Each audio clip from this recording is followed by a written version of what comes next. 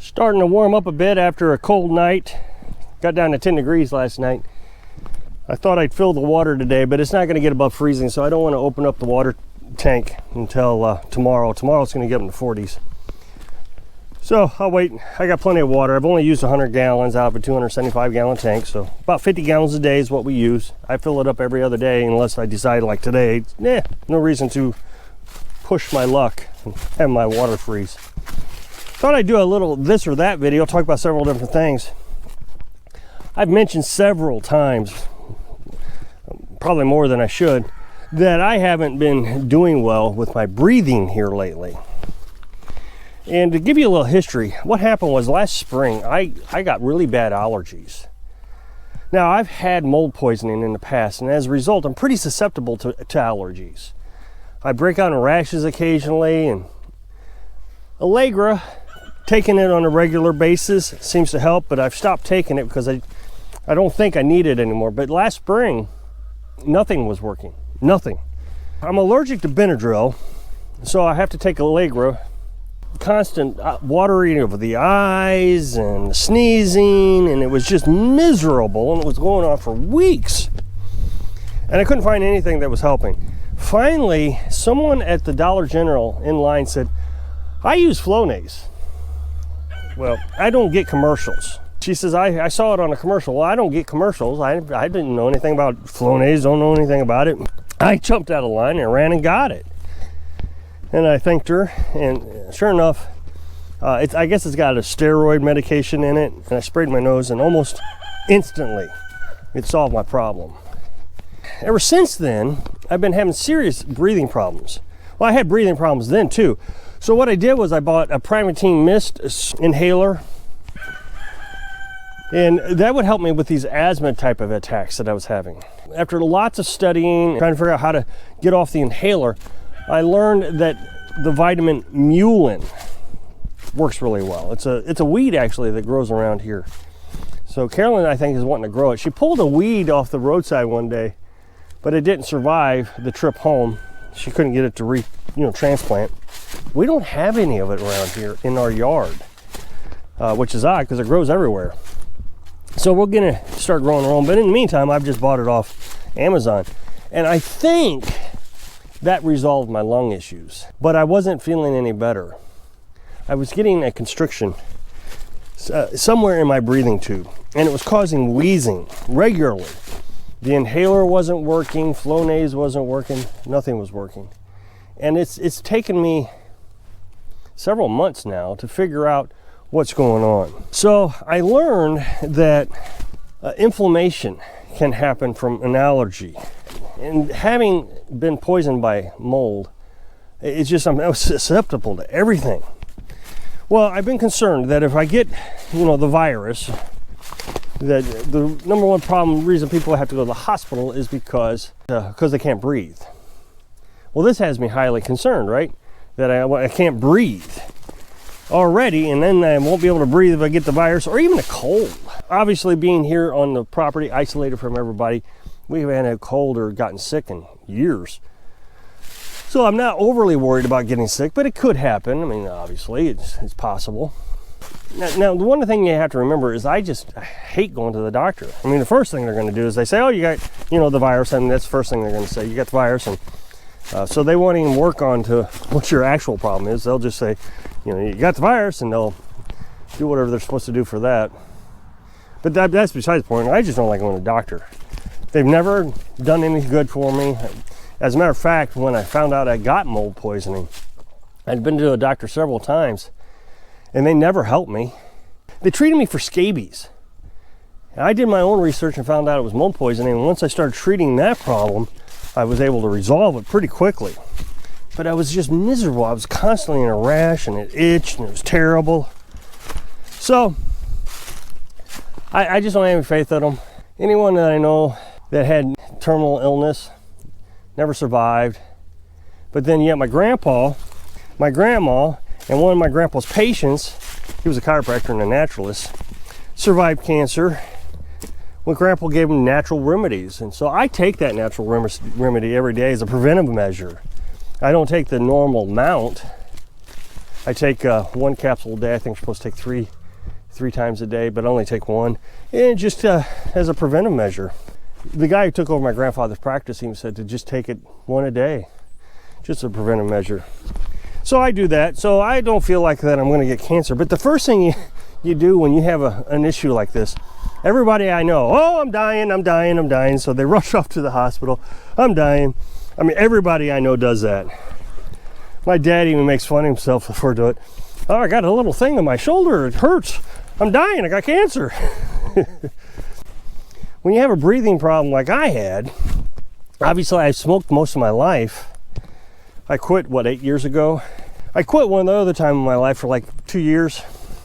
But regardless, I've smoked most of my life. Had my first cigarette when I was 9 years old in the backyard. And I was pretty sure that if this isn't getting resolved, that I might have an issue. So again, I've been taking my, cancer prevention medicine just as faithful as you can, and just make sure that isn't the issue. But I've always said, if I know I have cancer, which I don't know how I would ever know, I'm not going to go and get diagnosed, that I don't know if I would go to the doctor to get treated. I mean, there's no way I would take chemo. Radiation, maybe, but chemo definitely not. Chemo is mustard gas. They used mustard gas in World War I as a weapon. The main thing that it does to you is it causes cancer. So they're giving you a medication. It costs $8,000 a treatment to cure your cancer by giving you cancer. Makes no sense. It just absolutely baffles the mind how they can justify that to me. But of course, I've got this huge concern that my breathing issue is cancer related. Well, after thorough research, spending tons of time on it, I think I finally resolved my issue. It's a constriction. There's something, since this last allergy reaction I had, is inflaming my air tube. Not the lungs, but the air tube, right about here.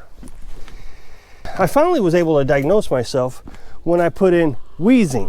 What is causing wheezing?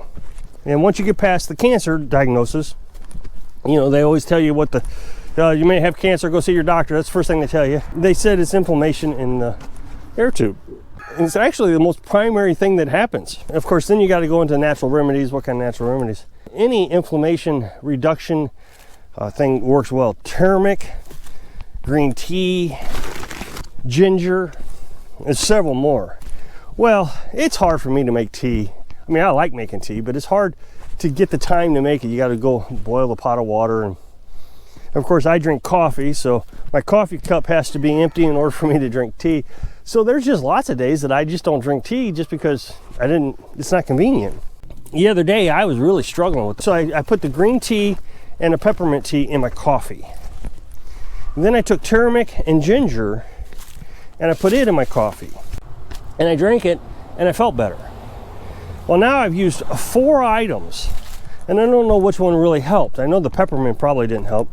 So this morning I got up and it's still dark. Carolyn's asleep, it's still dark. So I get up and I'm having a little bit of difficulty breathing again. So I decided to just go ahead and put the ginger and turmeric in my coffee. I didn't get the tea because I couldn't see where the tea was. I had to get flashlight and all that out. So I just got the turmeric and the ginger, and within minutes after finishing the coffee, I was fine. And I'm still fine right now. So I've decided what I'm going to do is every time I drink a cup of coffee, I'm going to just sprinkle a little bit of turmeric and ginger in my coffee. It's not that expensive, and it'll keep the inflammation down. And it's good for other things too. Inflammation of the joints and muscles and all that stuff. So it's not like it's going to hurt me in any aspect, but boy, it sure is a relief to be able to breathe fairly clearly now. I've been walking up and down this hill. You may have noticed in the last, couple dozen videos that I've been struggling breathing walking up and down this hill. I actually can hear it in the microphone, the wheezing. I deliberately came out here, walked around, came up and down the hill while I was on this video, and I'm fine. This is incredible. This is a really good news for me. And just determination. I know a lot of people say you got to go to the doctor to be healthy, and I wholeheartedly disagree with that. They'd have just drained my bank account trying to figure out what was wrong, and I was able to do it with Google. I mean, it took me some time, don't get me wrong. Now, the other thing I wanted to talk about today is canned food. It's been a while since I talked about canned food, but with the temperature change, you got to watch your canned food if you don't have a place where you can store it at a nice 50-degree temperature. So you got to watch the canned foods because it's under a vacuum, and the temperature can make that top on the can pop loose.